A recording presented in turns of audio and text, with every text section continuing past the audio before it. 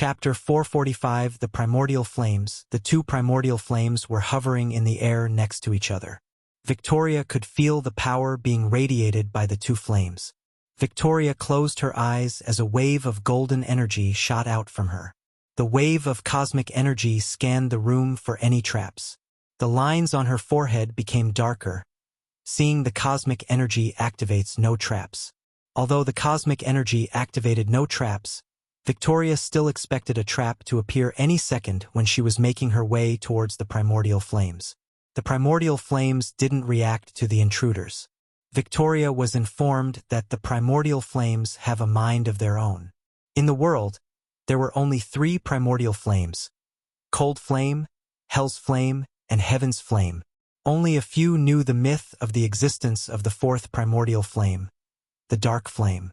Victoria recognized the white flame as the cold flame.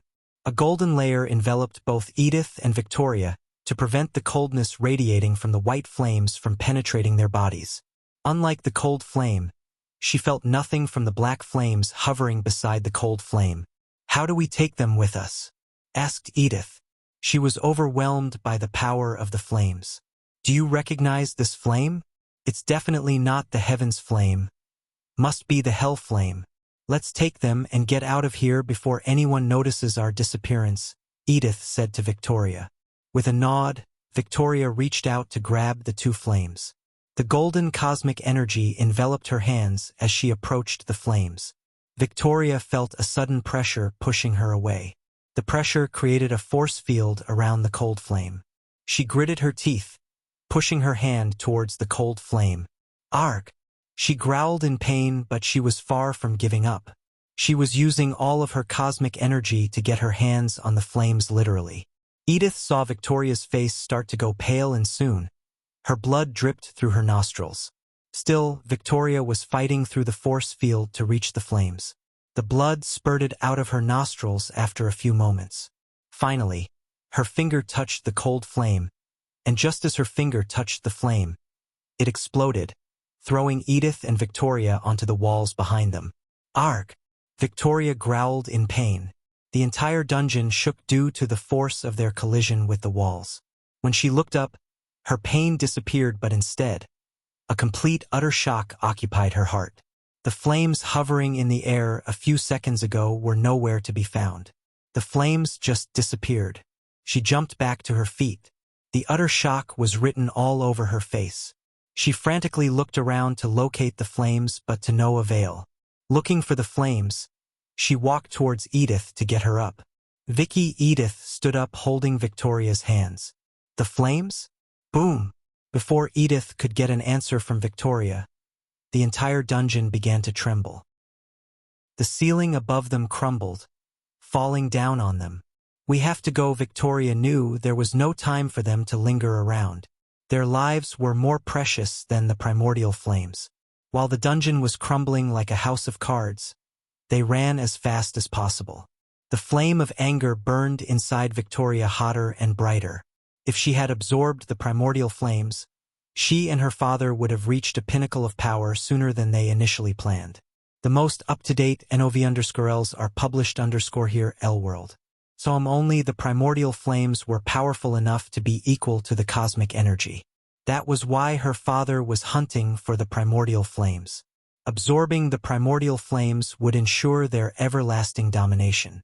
Even though they were running for their loves, Victoria took out the compass that had the ability to locate the primordial flames to find where the flames went. Unfortunately, the compass was broken due to the previous collision. The needle was broken in half and the glass was shattered. Damn it! Meanwhile, in the Black Forest, Gaia injected the antidote into Gilrine to wake him up. Michael and Eladir left the area to resume connecting the Blackfoot mushrooms. "Arg!" Gilrine jolted. He was breathing heavily, and when he saw Gaia squatting beside him, his face went pale. "What happened?" Gaia asked, pretending not to know anything. "Great. I will tell Headmistress Kayla that you were busy sleeping in the middle of the fucking Black Forest." Gaia punched Gilrine on the shoulder. "No, I wasn't sleeping. I saw something." "Move your ass, we have to get them back to the castle." Gaia didn't linger around but walked away from Gilrine. Gilrine stared around him with a pale face. He quickly checked his pocket to see if the pouch was still there. He was relieved to find the pouch in his pocket just as he left. He could swear he saw something before he lost consciousness. Once again, before following Professor Steinmeier, Gilrine went to the tree and checked if there was something amiss. Did something happen? Nah, what am I thinking? No one can walk past the headmaster's defenses, Gilrine mumbled under his breath. The two girls, along with Michael and Eladir, were collecting Blackfoot mushrooms when Gaia returned. She had no idea Victoria and Edith almost absorbed the primordial fires. That's enough, Gaia clapped. Your detention is over. Let's go back to the castle. On their way back to the castle, no one uttered a word. Eladir was staring at everything with an amazing look on his face. Victoria was frustrated by her failure. Edith was pretty shaken up by nearly getting crushed to death. Gilrine was contemplating what just happened back and what made him lose consciousness. And lastly, Gaia, she was having mixed feelings. On one hand, she was happy beyond words because of her not-so-dead mother. And on the other hand, she was worried about her mother's safety. Michael's mind was drifting. Many memories he experienced on Earth as Ghost and in this world as Abras flashed across his eyes. Realizing that Abras and he was the same person established a harmony between the soul piece of Ghost and the soul piece of Abras.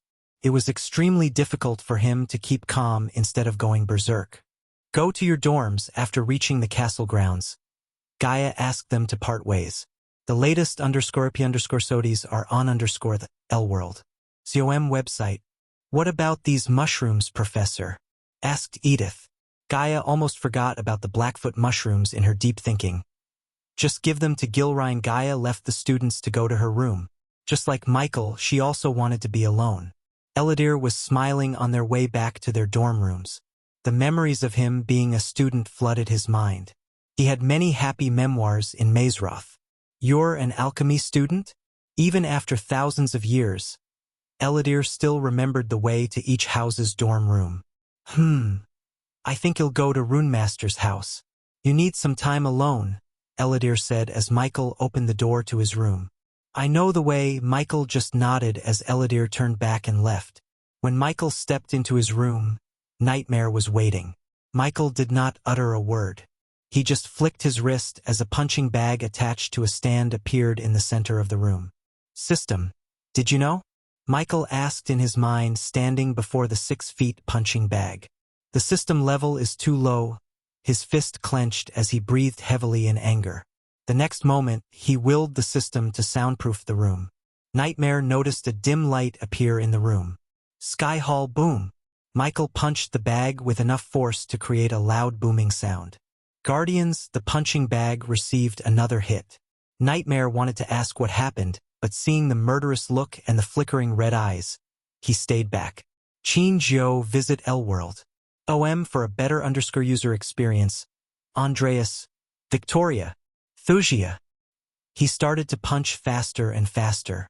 The force of his punches shook the room as several cracks began to form in the punching bag.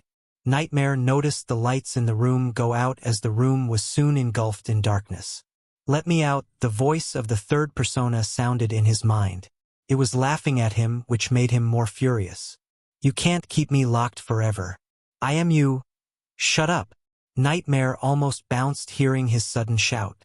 As Michael was struggling to keep his anger and the third persona contained, Eladir reached the room assigned to Wilkas in the House of Runemasters. The rooms of the Runemasters made alchemy students' rooms look like a shabby basement. The common room Eladir was standing in was a wide, circular room, airier than the common room of Alchemy House. Graceful arched windows punctuated the walls, which were hung with blue and bronze silks. By day, the Runemasters would have a spectacular view of the surrounding mountains. The ceiling was domed and painted with stars, which echoed on the midnight blue carpet. There were tables, chairs, and bookcases, and in a niche opposite the door stood a tall statue of white marble. Eladir didn't give a shit about the elves and the others' gazes on him. As a dark elf, he went through the same bullying as Wilkas.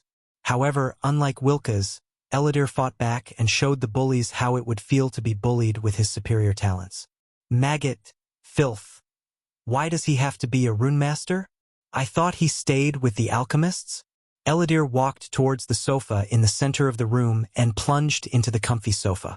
It had been thousands of years since his butt rested on a sofa. Leaning back on the sofa, he put his leg over another.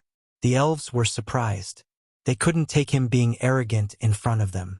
Filthy maggot from the elven gang. An elf walked towards Eladir with the intention to throw him away.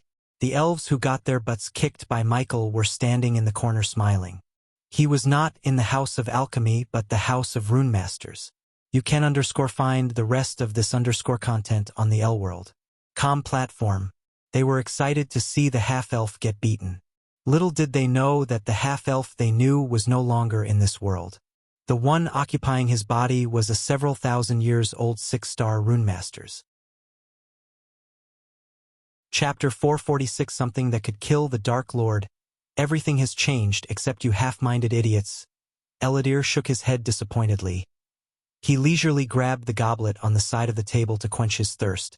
The elves were having a bit of a party, so the goblet was filled with red wine produced from the nearby village. Despite the goblet's simple look, it was heavy and imbued with a rune that made the goblet near impossible to break. Ignoring the approaching elf, Eladir took a little sip of wine. His body jolted when the red wine touched his taste buds. I can't say I didn't miss this. Eladir took a long sip and in a few blinks of an eye, he emptied the goblet. You have some bang. The Runemasters who were looking at the elf dashing at the half-elf stumbled down. They couldn't realize what just happened. The half-elf was drinking wine. The elf was dashing at him. The next thing they saw was the elf collapse to the ground. Only a few seconds later they noticed the crushed goblet in the half-elf's hand. They finally realized that the half-elf hit the elf with the goblet with enough force to not only knock down the elf but also crush the goblet itself. The amount of force required to crush the goblet was not a joke, yet the half-elf crushed it by hitting the elf in the head. Arg! The elf was grumbling on the ground in pain. He held his head as blood drenched the floor beneath. However, his agony became more painful when Eladir stepped on the elf's throat, increasing pressure little by little. If you assholes want to spend your lives being racists, knock yourselves out. But when I'm here, I don't want to hear a single snarky comment about me or my race. Few of the elves couldn't see a fellow elf being crushed by a half-elf in front of their eyes. Hence, they dared to attack the half-elf. Fighting in the common rooms was not a big deal until no one informed the prefects about the fight. They doubted that even if the prefects knew they beat up a half-elf, they would give a damn about a maggot. After all, the prefects of House Runemasters were also elves. The elves were a couple of feet away when a sudden vibration reverberated in the room. The elves halted their steps. Their golden hair produced smoke as the smell of burning hair permeated the room. Eladir snapped his finger and the elves began to tremble violently. Their robes smoke as they crumbled down, leaving the elves naked. Their golden skin soon turned as red as ripe tomatoes. Visit L-World. .com for the best no-survey experience. The other Runemaster, witnessing the scene with startling faces, looked down to see a glowing chakra on the floor where the elves were standing. When did he place the rune? What rune is that? So powerful. How did he do that? The onlookers were stunned beyond words. Eladir snickered inside, seeing how a basic-level rune could surprise these amateurs like this. The energy in his soul deteriorated over the years, and once a half-immortal stage cultivation was now a mere body-refining stage cultivator. Until Eladir could cultivate to become stronger, he would only be able to use mediocre runes. Nonetheless, these basic runes were enough to keep the elves from annoying him in his time at Mazeroth. Next time, "I'll burn the thing between your legs." Eladir threw aside the goblet before making his way towards his room. The elves who were being electrocuted collapsed to the ground finally when Eladir snapped his fingers again. "Now someone shows me my room." He evilly grinned, which sent a chill through everyone's spines. Somewhere else on the Azer continent, Noah was trekking through a snowy mountain. As far as one could see, there was nothing but milky white snow and crystallized ice pikes that were sharp as daggers.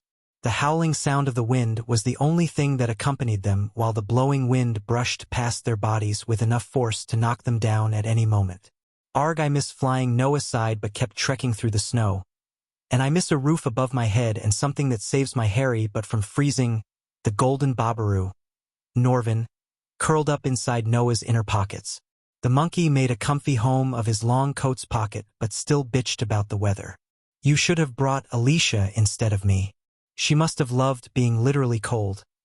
We are close, Noah, Andreas' voice sounded in his head. Shoo, Noah shushed Norvin quickly. The old man inside the ring talking to you again? Norvin rolled his eyes, being annoyed by getting shushed.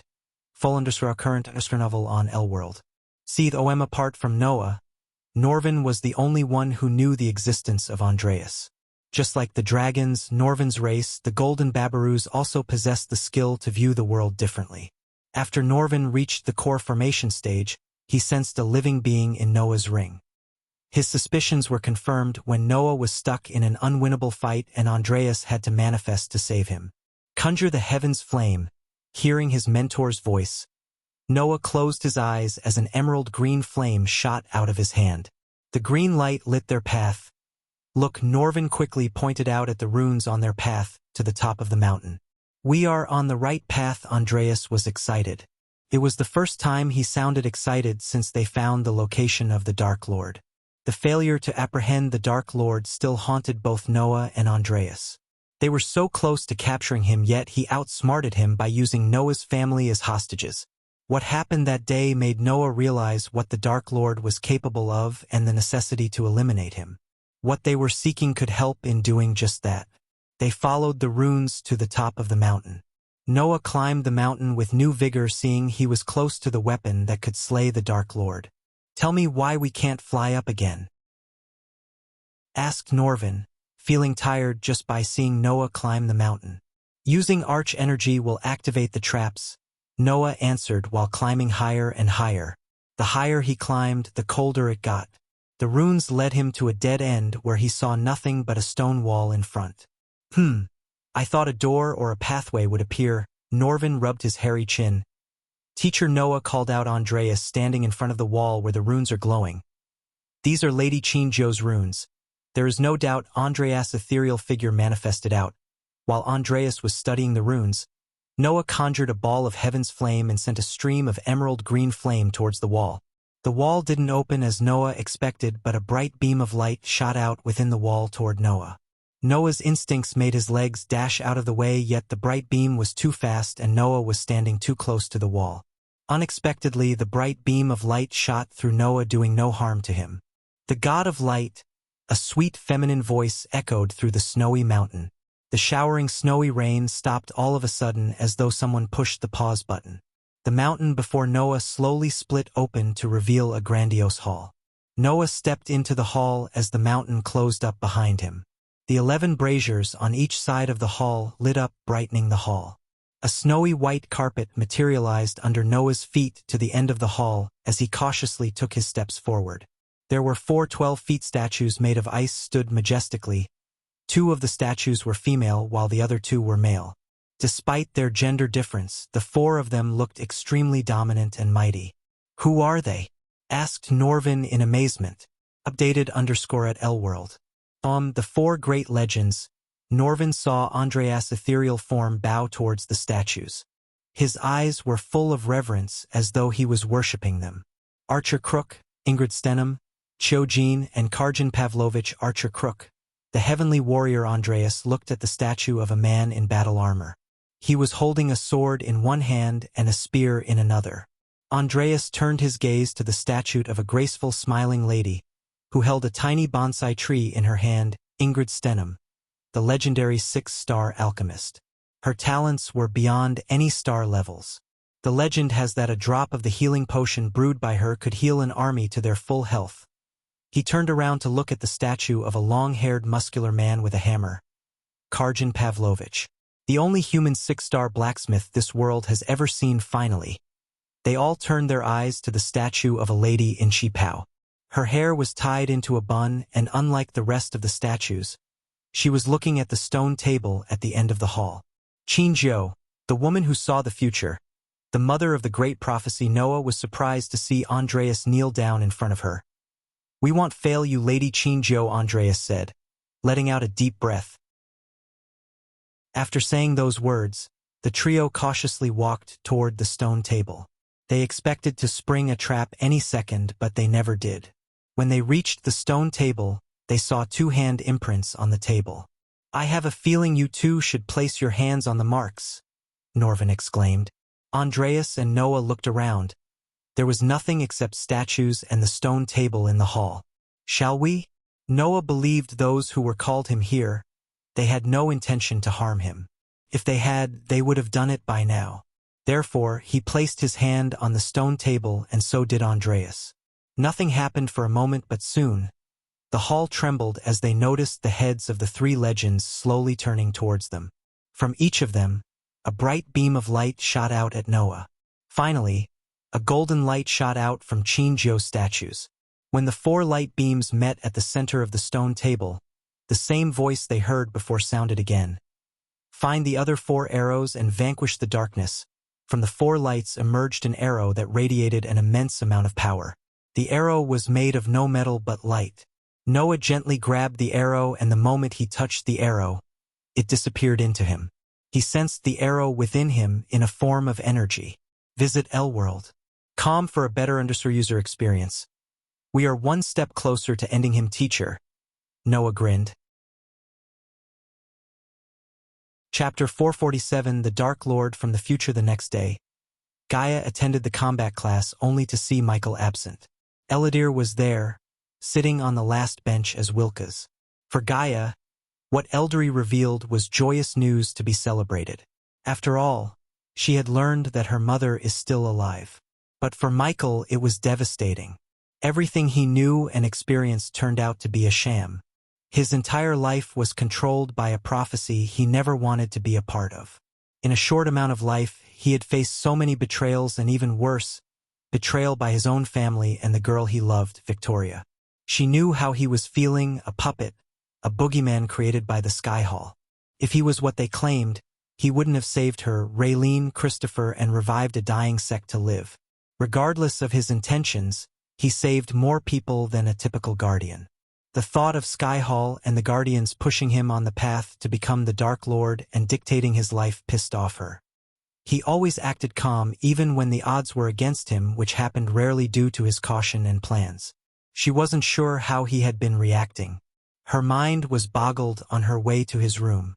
Since she sent all the students, including the alchemists, out on training, no one saw her entering the House of Alchemists. Her heart was pounding faster and faster as she got closer to his room. Standing in front of his door, she took a deep breath.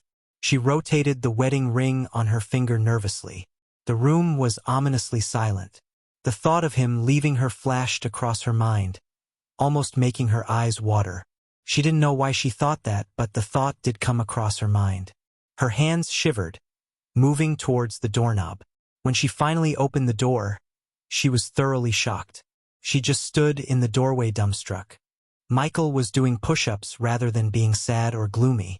The other surprising thing was he had the Lucifer armor on an armor stand. His naked upper body had smudges of black paint, which indicated he had been painting the armor and modifying it. "Hey, gorgeous." She saw him jump back on his feet. He walked to her with a wide grin on his face, wrapped his hand around her waist, pulled her closer, and locked her lips with his. For a man who should have been gloomy, he was way too cheery. "Hey human, what's going on?" "I've been busy modifying my armor and training." He flexed his muscles. Under normal circumstances, she would have gawked at his chiseled body with awe. He went back to the armor and attached the hidden blades to the sleeves. Michael, she was confused. She expected anything but this. He was so cheery than usual. "I was thinking that I should remove the cape." Gaia saw him rubbing his beard doubtfully. Visit to L-World. com discover_new novels. "Are you gone mad?" His behavior creeped her out. Yesterday he was so gloomy and silent. She was afraid that too much anger and sadness muddled his brain. Michael smiled, brushing the dust off of his armor. "What do you mean I was? Stop looking at that fucking armor and talk to me." She stomped the floor. Michael turned his gaze at her. A gentle smile appeared on his face. With a worried look on her face, Gaia walked to him. Her eyes expressed the concern in her heart better than her words and face. He cupped her face, gently kissing her forehead. I was mad to try to run away from my destiny, Gaia. I always thought Lucifer is the mask and Ghost is real.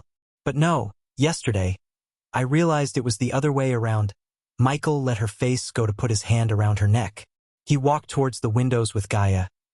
Every time I put on the armor, I say to myself, this has to be done to make my life easier. The desire to control the world from shadows was just a fantasy of mine. He paused for a second as the doom suddenly grew darker. Now I realized it wasn't a fantasy. It was my destiny. Even after learning everything about the Order, the prophecy, what the Guardians did, I tried to run away from my destiny. I wanted to change it. But dread it, run from it. Destiny arrives all the same. Gaia sensed an otherworldly aura from him. Even the breathing became harder as she felt like being choked by the aura. You're acting weird, Michael. You're not the Dark Lord they claimed you to be. You're better than that, I know you. If anyone is evil, it's the Skyhall and Guardians. I am the Dark Lord nonetheless. Why try to avoid who I really am? If they had left me alone when I was born, I might have lived and died as an ordinary person. But they showed me the path to become something more. A god. A god who could reshape this world to his own liking. The fear shrouded Gaia's mind as the light in the room continued to flicker. Soon the room fell pitch black. Manipulating the darkness was not a skill or spell he bought from the system. Rather, he felt as natural as breathing. His strength had gone through the roofs, and he sensed that he would be more powerful if he merged with the third piece of the soul.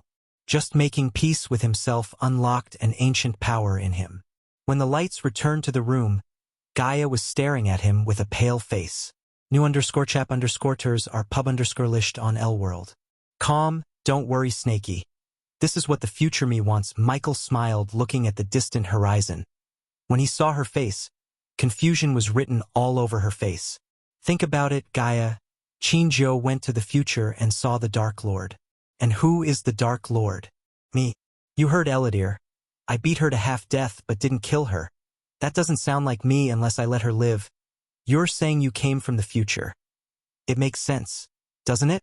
How we met, the portraits of me in the dark forest, how I met Nightmare. Don't you feel like everything is connected? I don't care where you came from or from when you came. They'll be at your side as long as I'm alive. What if your family gave you away? In all the family you need. Gaia embraced him in a tight hug. She squeezed him, having no intention to let him go. Knock, knock. Gaia jolted away from him when someone knocked on the door. It's me. Can I come in? Elidar's voice came from the other side of the door. Come in, said Michael as Eldri opened the door to come in. Am I interrupting something? Seeing the half-naked Michael and the tense body of Gaia, Elidar thought they were exploring the area of love together. Nope. Did you find everything you need? Elidar walked towards the armor of Lucifer hanging on the armor stand. He just looked at it from top to bottom before turning his gaze back at Michael. I had to go through some annoying conversations, but I managed to get everything. Now we just need a vessel and someone who could weaken the vessel with your soul piece in it. The latest episodes are on L-World. COM website. With a flick of his wrist, Michael took out a tablet-sized mirror from the system storage. He threw it at Elidar. There is your vessel. Elidar looked at the mirror to see a mountain troll in it, but this mountain troll was nothing like the one he scared using his energy a day ago. The mountain troll in the mirror was on fire and had a pillar with scorching hot lava oozing down. A fire giant Elidar had seen only a few in his lifetime. They were extremely rare and almost extinct from the world thanks to the Skyhall. They were one of the races Skyhall deemed as helping the Dark Lord. Thus, they almost wiped them out from the face of this world. A fire giant, you say? That thing crawled through a ruin far north from here, relatively closer to where we went to collect Blackfoot mushrooms. Gaia took the mirror from Elidar's hand and saw the fire giant sleeping. The snoring giant was a couple of times bigger and meaner than the mountain troll Gilrine loved. We will let the fire and ice battle it out. In 2 days, I want my soul to be whole again. The ritual to extract the third piece of soul out had to be performed on a full moon day. Fortunately, the next full moon was in 2 days. The fire giant's appearance was not a coincidence but a result of Victoria's visit to the dungeon.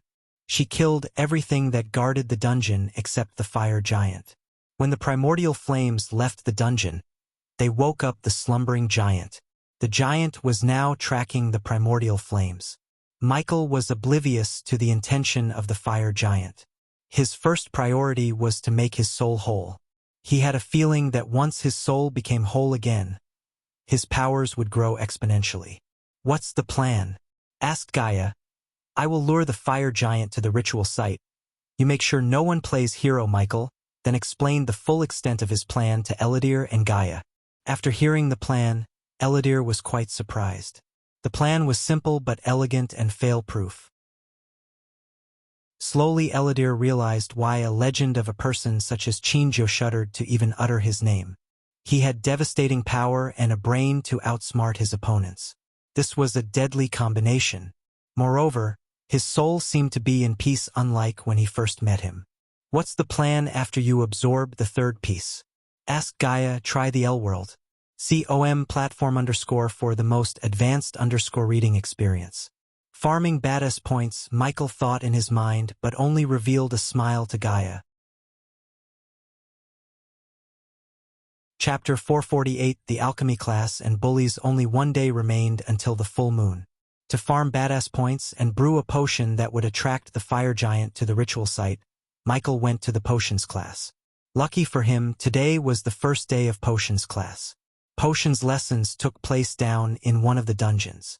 It was colder in the classroom than up in the main castle, and would have been quite creepy enough without the pickled animals floating in glass jars all around the walls. The classroom was large enough to hold at least 30 students, their cauldrons, and their work tables. In the corner of the classroom was a basin into which icy cold water poured from a snake's mouth. A student supply cupboard could be seen in the room, along with a blackboard on which the professor could write formulae and recipes for potions and pills. Professor Lane's office and personal stores were adjacent to the potions classroom, and there was a room in the corner to access the office from the potions classroom. Michael felt weird carrying a set of books like a student. When he entered the classroom, he noticed that not only the classroom was gloomy but also the students looked gloomy. None of them dared to utter a word. As he liked, he went to the table at the far end of the corner from the professor's table. A copper cauldron along with a yellowish parchment laid on the table. "Hey," a brown-haired youngster next to Michael's table waved at him with a friendly smile. Since the youngster was sharing his table with orcs and beastmen, he seemed to be glad to meet a fellow human. Michael just nodded with a smile before reading the contents written on the parchment. Healing potion recipe. Michael immediately recognized the ingredients and what potion could be brewed using these ingredients. Another batch of baffling, bumbling fools. A cold voice reverberated in the classroom.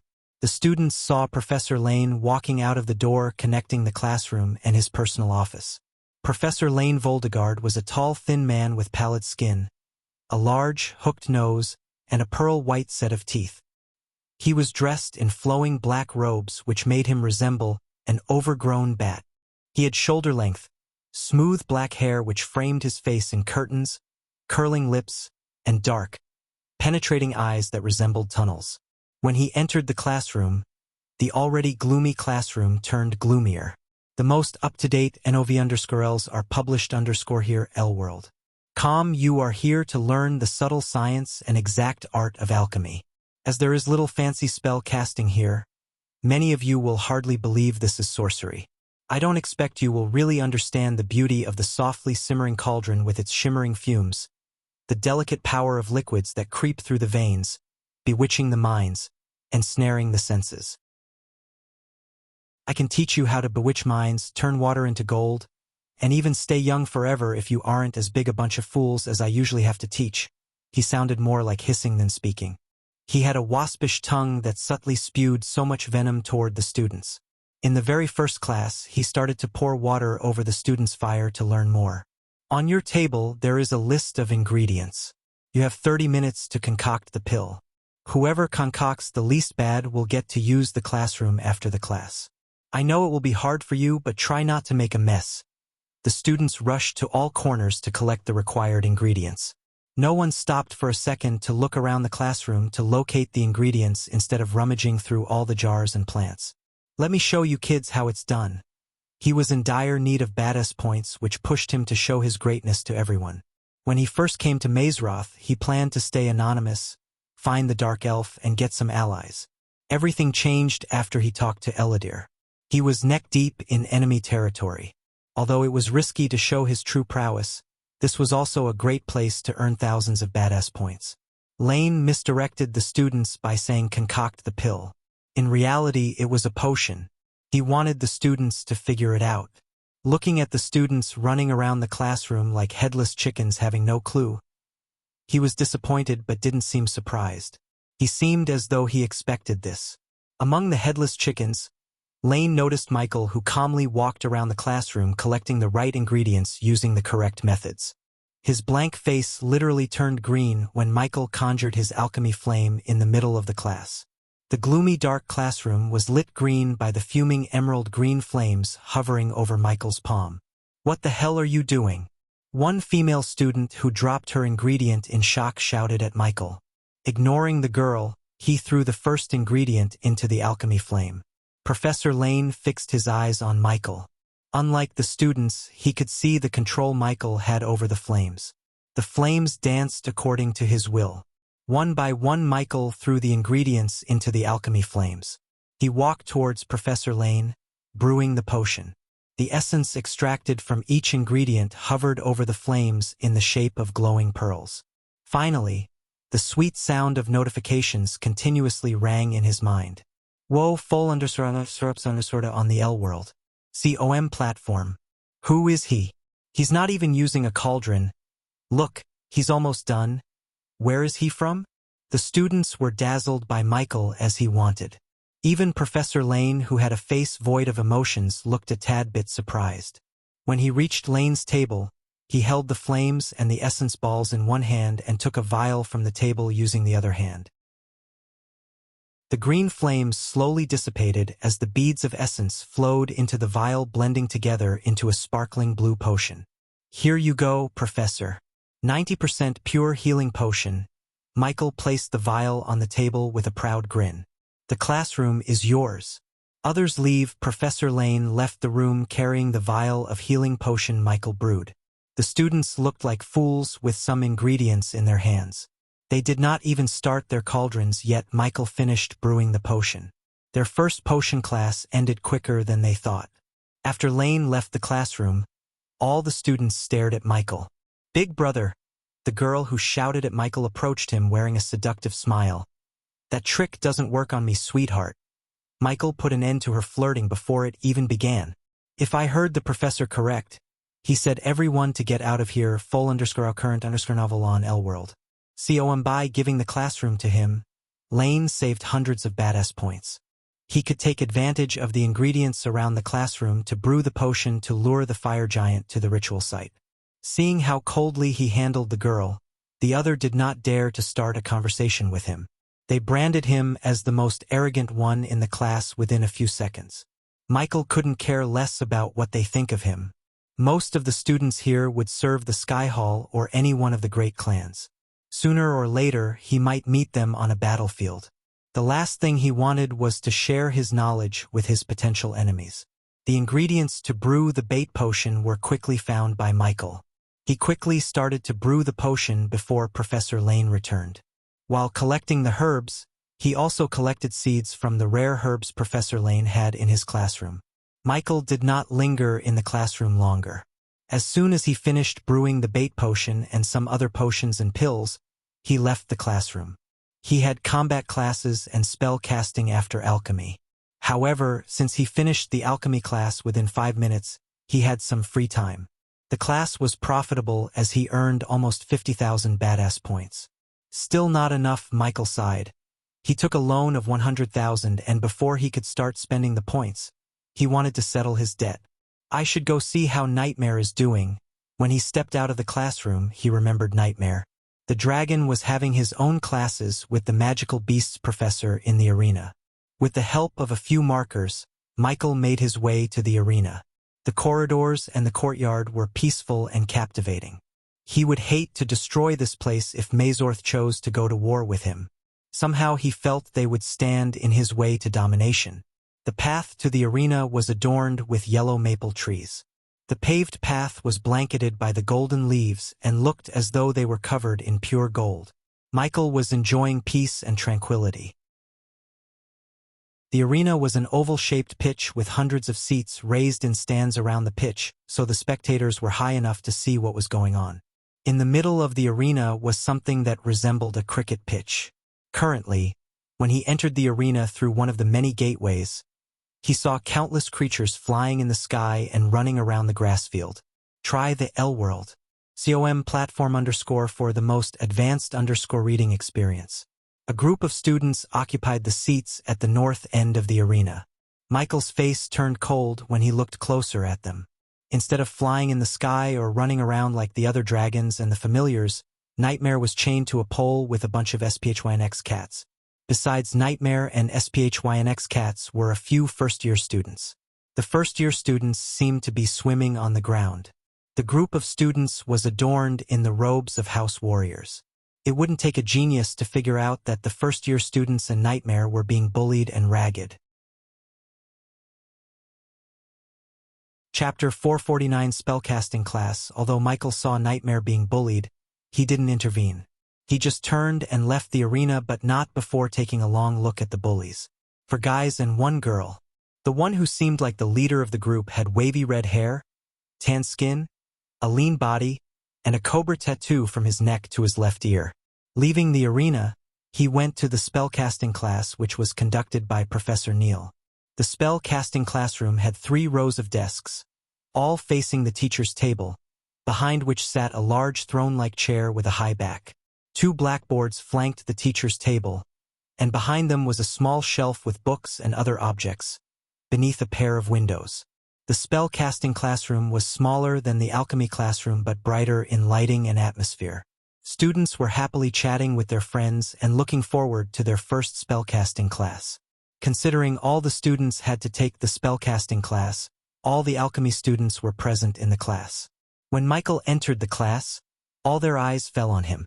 The alchemy house mostly consisted of humans and orcs as well as a few elves. The elves who were sorted into House of Alchemy were deemed inferior by the elves who got sorted into House Warriors or House Runemasters. Unlike the humans in the alchemy class, the orcs looked at him with a sense of respect. The orcs who sat on the last bench moved aside to make space for him. Edith noticed the change in the alchemy students' faces when Michael entered the classroom. Her train of thought was stopped as Professor Neal suddenly appeared in the middle of the class. Professor Neal was the polar opposite of gloomy Professor Lane. He was wearing a neatly pressed coat suit that was tailored for him by the best tailors in the Ukulun realm. He looked charming and lively, wearing a bright grin from ear to ear, though he had a few strands of gray hair among his raven black short hair. His vigor and liveliness blanketed his true age. "Welcome to your first spellcasting class, dear students." "Why so serious?" Professor Neal's voice softened. "Say good morning like there's no tomorrow." "Good morning." The students cheered thunderously. His fusion stage level 8 cultivation earned him instant respect from the students. Professor Neal waved his hand as the blackboards flanking the teacher's table merged into one longboard. "All of you have cast spells in your life at least once. You're familiar with them, right?" Professor Neal looked at the classroom as the students nodded their heads.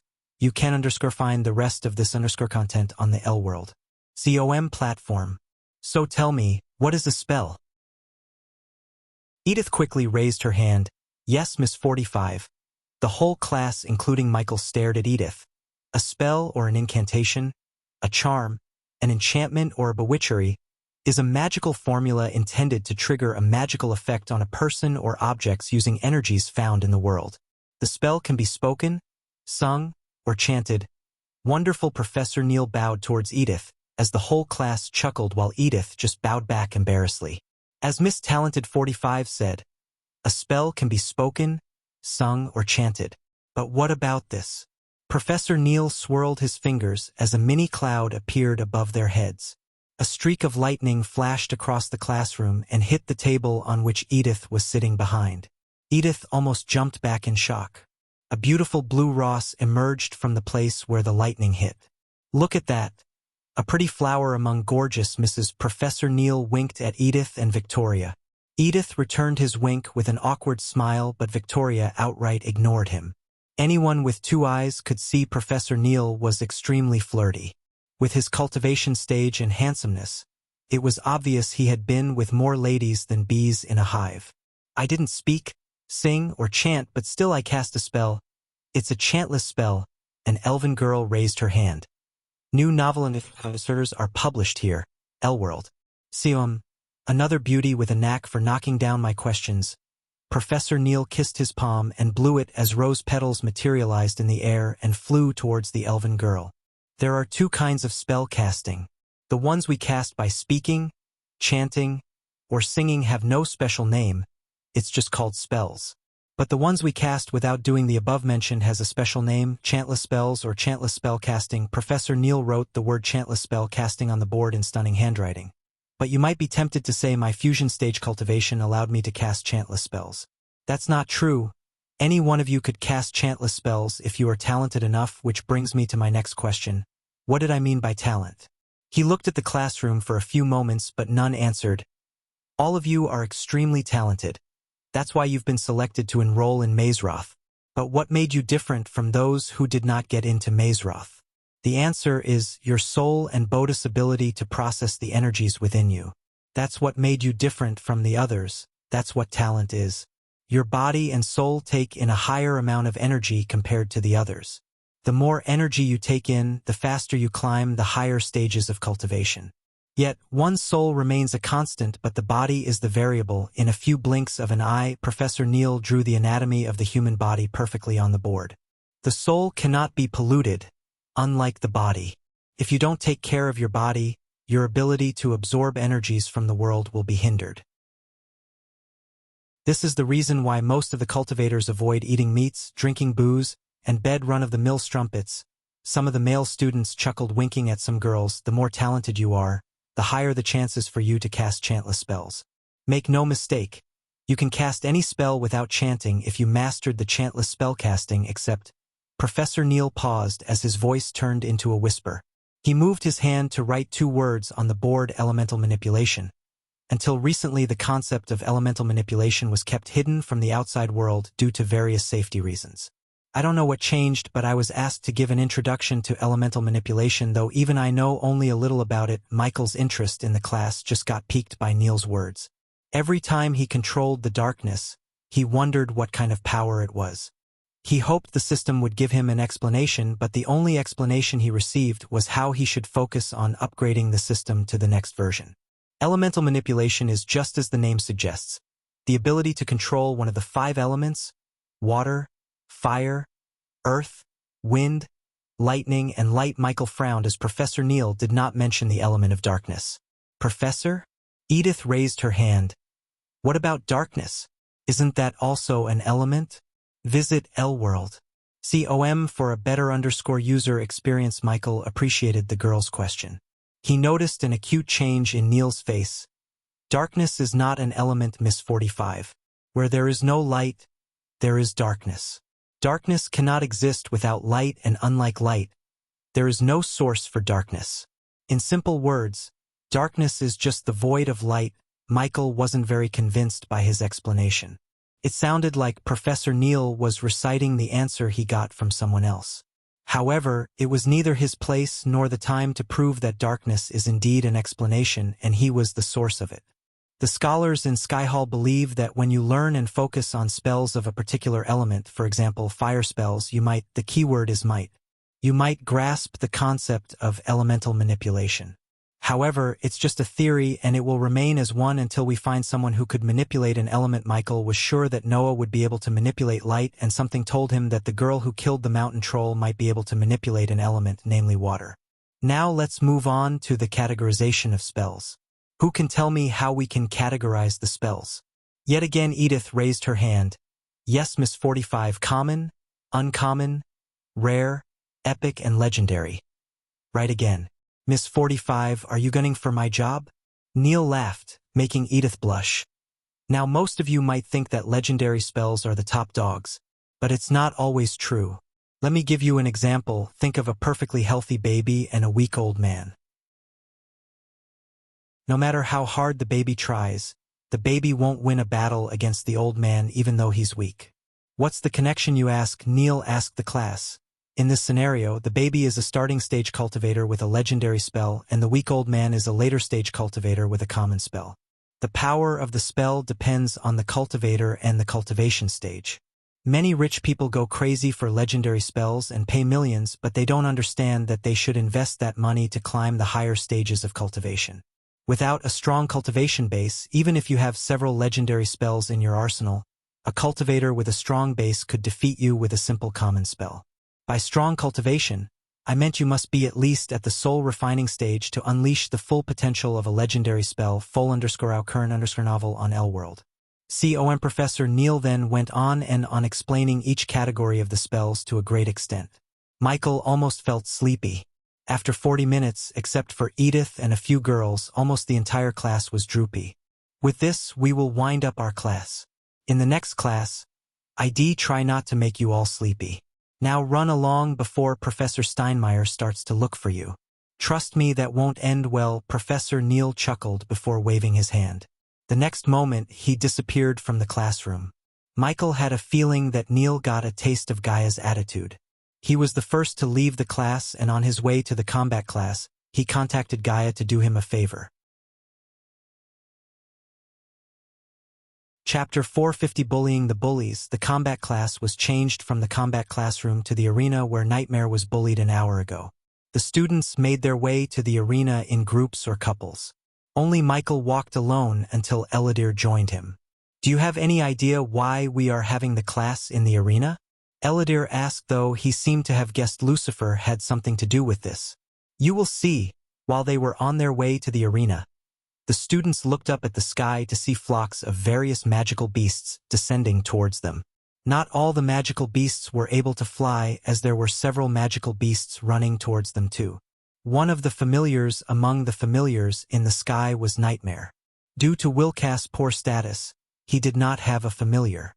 Only a few students lacked families when they reached Mazeroth. Even among countless students, Nightmare located Michael and landed on his shoulder. "How was your training, Nightmare?" asked Michael, pretending he didn't see Nightmare earlier. He kept his face straight. "Anything special happen, Nightmare?" he asked Nightmare. Even Eladir, who was several thousand years old, did not notice the cold intent in his eyes. No, Nightmare lied. For a moment Michael felt extremely annoyed and aggravated by the lie, but when he saw the eyes of Nightmare, he calmed down. He understood why the dragon was lying to him. Nightmare would rather face his own problems than adding them on top of Michael's. Gaia was standing in the center of the arena, sharpening the long sword in her hand. She and Nightmare bickered and fought almost every day, but both of them loved the other dearly. Hence, when Gaia heard about Nightmare being bullied by a bunch of humans, she was royally pissed. If it wasn't for Michael, who convinced her to stay put, she would have kicked the life out of the bullies in the name of punishment. "Line up!" Her shout sent chills through their spines. They quickly formed a line.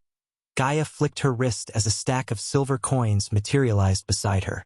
With another flick of her wrist, she sent a coin towards a student and their familiar. The students gawked at the floating coins in front of them with bewildered faces. "What the fuck are you looking at? Take them!" The students and the familiars grabbed the coins. At the end of this class, whoever has the most coins will get this. A silver parchment appeared in her hand, a rare level spell. She threw the parchment on the ground. New novel of asserters are published here. L-World. That's it? A cocky human student from House Warriors snickered. "You can rob, attack, do whatever you want. And House Warriors." She looked at the students who were in warrior house robes. "If you get your asses kicked, don't even bother coming back. Now shoo." She gestured at them to go away, but not before taking a long look at where Michael was looking at the bullies. The students immediately scattered in all directions. Most of them chose the Black Forest as their destination. The Black Forest would provide them with much-needed cover for them to safeguard their coins. Many who were not warriors knew they would be decimated if they went against the warriors or rune masters. Hence, hiding was their only choice. Victoria dashed in the direction of the Black Forest. She wasn't running but chasing her prey. "I thought you don't care about stuff like this," Edith asked while running behind Victoria. "I don't, but I'm not going to be bested by a bunch of clowns either," she said, targeting a dwarf who was running as though his life was depending on the coin. Boom! The dwarf was extremely unlucky as he was targeted by Victoria. Like a cheetah that pounces on its prey, Victoria leaped at the dwarf. The dwarf barely looked up when he felt a sharp pain on the back of his head. Victoria took the coin off of the dwarf she just knocked down. On her way to the Black Forest, she collected several more coins. Edith might not be fighting like Victoria while running, but once she reached the Black Forest, she was confident that she could trap the students with her runic traps and collect more coins. A forest like the Black Forest was a natural playground for a runemaster like her. She was a 4-star runemaster, and according to her big sister, Layla Alden, she was just a few years training away from reaching a 5-star level. It took the duo 15 minutes to reach the border of the Black Forest. They entered the woods cautiously. Edith touched the trees as she followed behind Victoria. Every time she placed her hand on a tree, a palm-sized chakra appeared on them and disappeared into the tree. Shoo! Suddenly Victoria stopped on her path. There's someone ahead, and he was getting surrounded by 5. Victoria sent waves of cosmic energy to scan her surroundings. She cautiously moved in the direction of the 6 students. With a swift leap, she landed on a nearby tree branch to get a good view of the scene. Edith bent her hips, drawing a symbol on the ground beneath her feet. Then when she jumped, the symbol glowed, boosting her leap. When she landed beside her friend Victoria, she saw a familiar face standing in the middle of the forest. A crimson-scaled forest dragon was resting atop his shoulder. "That's our train neighbor, full_current_novel on L-World. My, what do we have here?" All of a sudden, a cocky voice reverberated in the forest. Edith and Victoria turned their gazes away from the alchemist to see 5 students of House Warriors step out of the shadows one by one. They flanked him in all directions. "Hey, look at that! It's our toy!" The red wavy-haired youngster pointed the stick in his hand at Nightmare. "An alchemist? This is pathetic." Edith saw a pale-skinned girl lick the tip of her blade. "I think we should let the dragon see its master getting the end of our boots," another youngster coldly said. "How low can they stoop?" Seeing 5 warriors surrounding an alchemist put a frown on Edith's face. In going to help him, Edith took a step forward only to be stopped by Victoria. "That's not our business. If he can't save himself, he should have been at least good at hiding. I can't stay here doing nothing when someone's being bullied in front of my eyes." Edith's whisper turned colder. As expected, just as she was about to jump down, they heard the alchemist calmly speak. Nightmare, who was resting atop Michael's shoulder, began to shiver. He was struck by nervousness. When they began to bully him, he could have simply told either Gaia or Michael and they would have dealt with him. But he restrained himself from doing that to avoid causing them an extra problem, as Nightmare knew they were dealing with enough problems as it is. However, sensing the cold intent in Michael's voice, Nightmare realized that he might know everything. "Bullies stick together, huh?" Michael cracked his knuckles one by one. If there is a forest, Edith heard him and was surprised by his calmness despite the tricky situation he was in. "Lion, tiger, dragon will prowl to hunt for their prey. The prey will run for its life." Victoria looked him in the eyes and saw no fear, not at all. "But if the sun sets and darkness descended by then, the animal which will survive to watch a new dawn would be decided only by the nature." He rolled up his sleeves gradually as he spoke. "But in this jungle, when the darkness falls, when, where, and who will watch the daybreak won't be decided by nature." Finally, Michael cracked his neck. This time, the murderous intent in his eyes was visible to everyone, including Edith. The aura he radiated rendered the warriors speechless. "It's me." Victoria was surprised at the speed of his dash toward the red-haired youngster. The warrior barely had time to move a muscle when he received a punch that sent him flying onto the tree behind him. For more _novel, visit L-World. The rest of the warriors were stupefied by his speed. Before they could react, Michael had once again dashed at the red-haired student. He was growling on the ground. "RRHHHHHHH." Suddenly his growl turned into a scream of agony because Michael mercilessly stomped on the bully's kneecap, shattering it into pieces. While the youngster was screaming, crying, and growling beneath his feet, Michael turned back. The other 4 warriors were dashing at him, put a sudden break when they saw his cold gaze landing on them. An unexplainable fear clutched their hearts. They were warriors and they shouldn't have felt afraid in front of an alchemist, but they did feel afraid. He made only a few moves, but they were enough to reveal his battle prowess to Victoria. He didn't seem like a normal alchemist to her. For the first time in her life, she slightly felt curious about a guy. Arg? The red-haired youngster screamed yet again as this time Michael stomped on his other kneecap. Although the student could be healed with a healing potion, the pain he was feeling right now would be ingrained into his brain forever. If he felt an urge to bully again, this pain would kill that urge. What have you done? You! The girl stood closer to Michael, shivering. Their leader was just crushed in a few mere moments. If they could use spells, they would fight fearlessly. Since that was not the case, they all started to tremble, and the red-haired youngster's cries didn't give them any courage. Regardless of her gender, Michael picked her as his next target. Plap! Edith closed her eyes the very next second after he slapped the girl with enough force to create a mini shock wave. Unlike the red-haired youngster, she immediately lost consciousness as well as a few teeth. Nightmare supposed that he should feel pity for them, but he felt nothing for these bullies. Michael tilted his head, grinning at the 3 remaining students. I thought bullying the weak got you off. Victoria was looking at the alchemist beating the crap out of the 3 warriors with mild interest. The trio ganged up on him, still they could not even lay a finger on him. Each of his moves was precise, deadly, and straightforward. Except for the girl, he broke several bones of the others. The girl forced open her eyes gradually at the wrong possible time. Arms or legs? You can only pick 2. Nightmare wanted to stop, but looking at the murderous look in his eyes, he knew it was too late to stop him. Full_out new_episode_ on the L World. COM platform. He was just a few meters away from the girl when Edith landed right between the girl and Michael.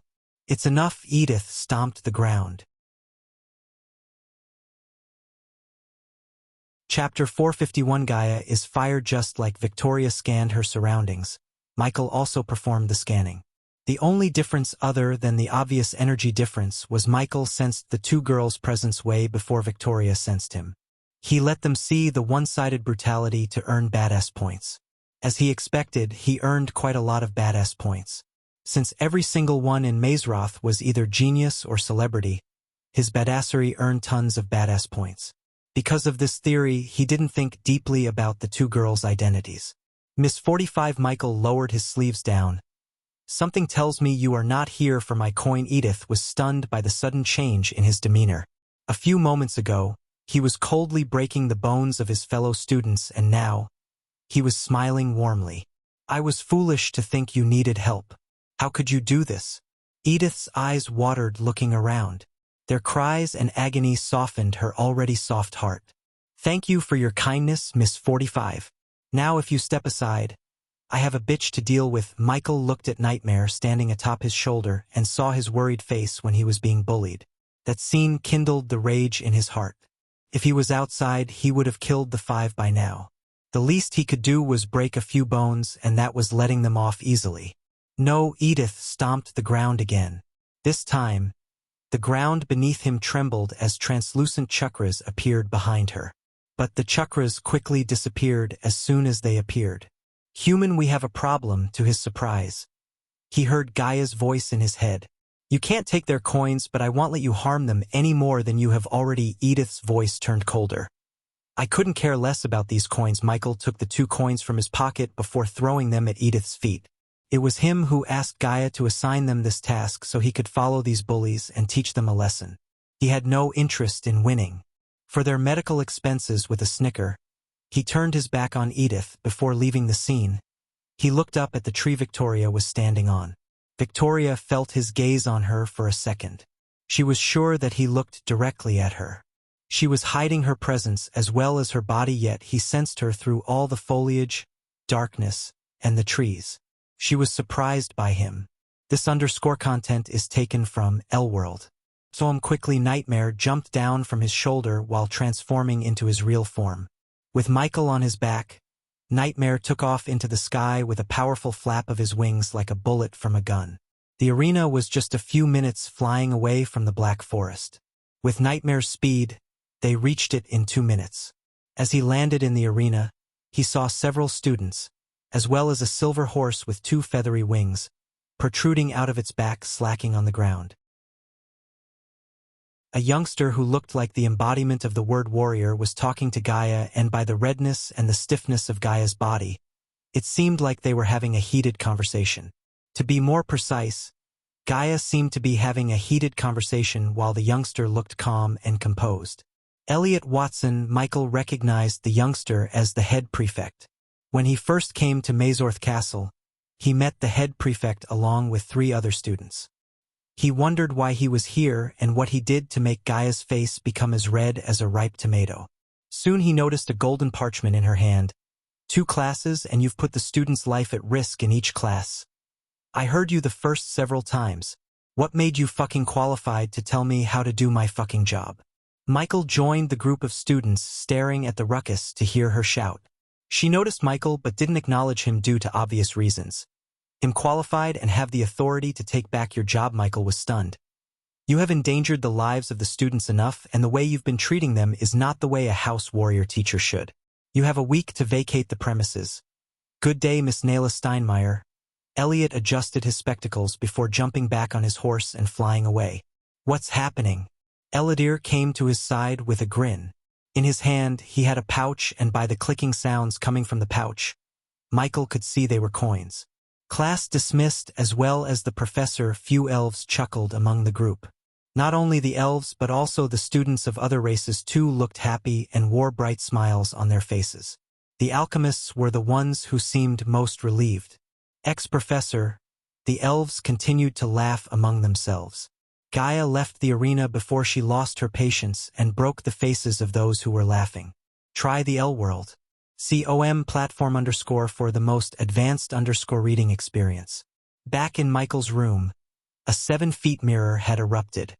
In front of the mirror stood Eladir, Michael, and Nightmare. So these spiders capture the feed in real time and project it through mirrors? Eladir was curiously staring at the spider on his palm. "I can enhance them by increasing their speed, durability, and prevent them from getting detected by some of the powerful arrays. Although they were made of junk metal, there are some arrays that could still detect their presence. Is this thing working?" Gaia appeared in the mirror while Eladir was fiddling with the spider. She was poking the spider, and seeing her face up close put a smile on Michael's face. It was funny. She was currently standing in a cozy room with a fireplace and comfy sofa. There were several portraits of the founders of Mazorth hanging on the wall behind her. The room, however, was a mess, and he noticed the broken table lying in pieces. "Yes, I can see you. Now if you step back, you will be able to see us too." Michael talked to the spider floating in the air in front of him. Since meeting Gaia in person would raise unwanted suspicions, he used the spiders as web cameras and initiated a video call using the devices he built. "Tell me what happened?" asked Michael. "Didn't you see? I was fired. That son of a bitch evoked some idiotic rule to fire me out of my job. We are less than 16 away from starting the ritual, and I have already lost my job. What are we going to do about it?" I do vaguely remember something about, in the event of a professor abusing his or her power to endanger the lives of their students, a secret vote can be held by the head prefect, and if the vote passed against the professor, they will be stripped of their job. But to evoke the rule, take the vote and fire you from your post within 2 days is quite a feat. Dark Queen Gaia rolled her eyes, seeing Eladir praising Elliot. "We will proceed as we planned. It's too late to back off now. After we make my soul whole again, we may not even have to be here. Eladir, you sure you can modify the teleportation scroll to teleport us out of here?" "Already finished it. Just say the word and the 4 of us will be out of here before one could say cheese." Michael wanted to say he was surprised, but he expected this from a 6-star runemaster who was several thousand years old. He had the knowledge and skills to open the gates to Earth, and for a runemaster with his caliber, it would be simple enough to modify a teleportation scroll.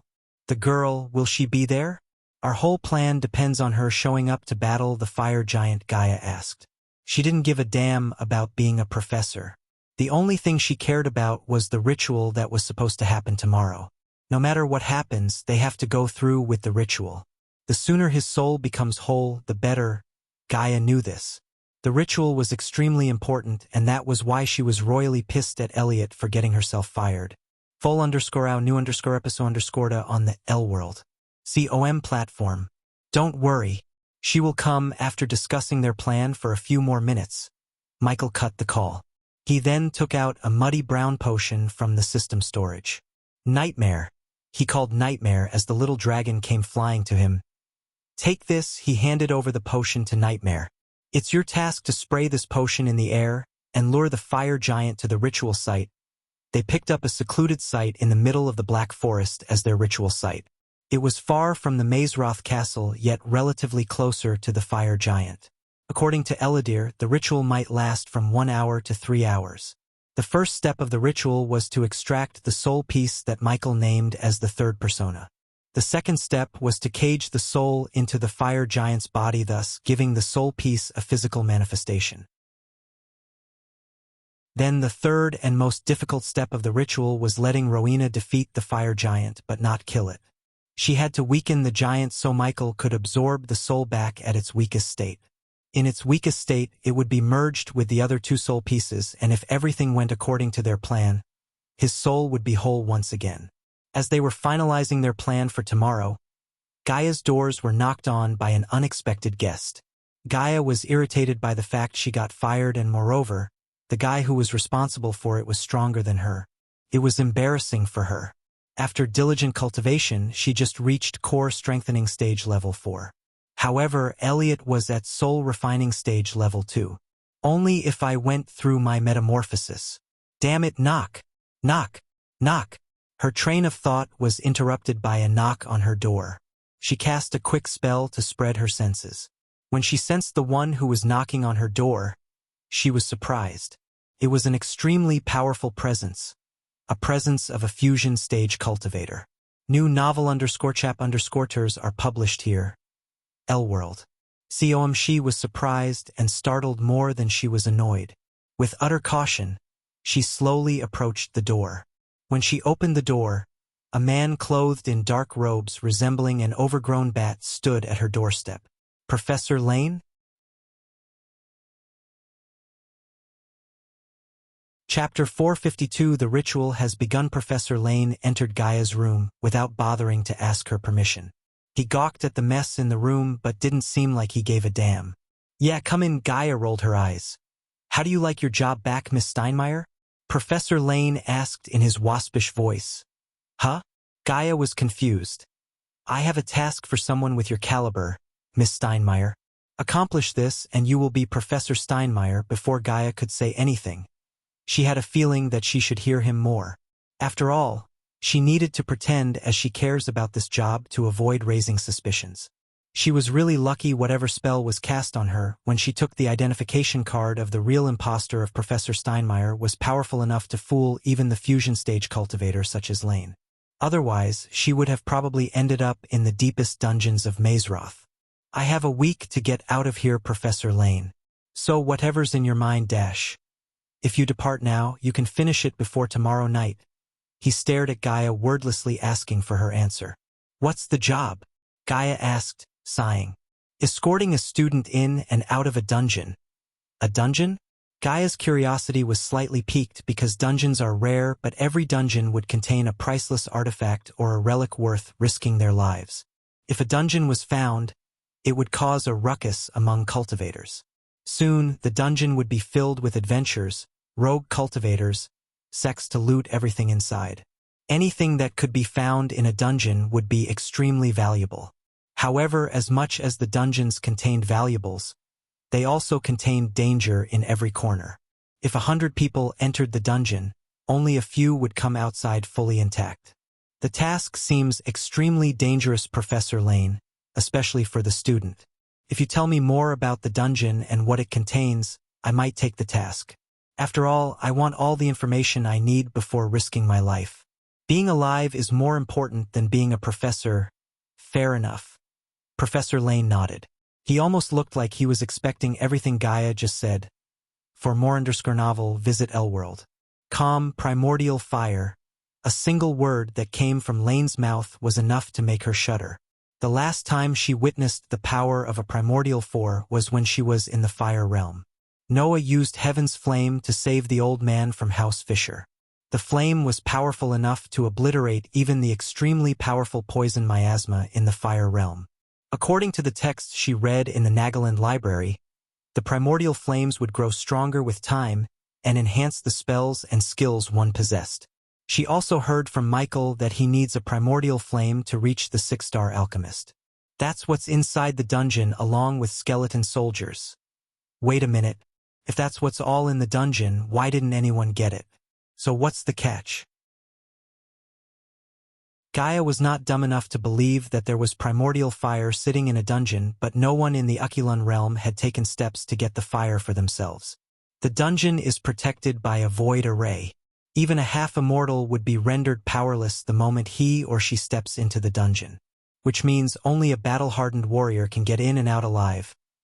Something tells me countless battle-hardened warriors had already tried that and didn't live to tell the tale. Gaia emphasized the word battle-hardened, crossing her arms. Lane was annoyed by all the questions, but he never showed his emotions on his face. After all, he needed her to do his bidding.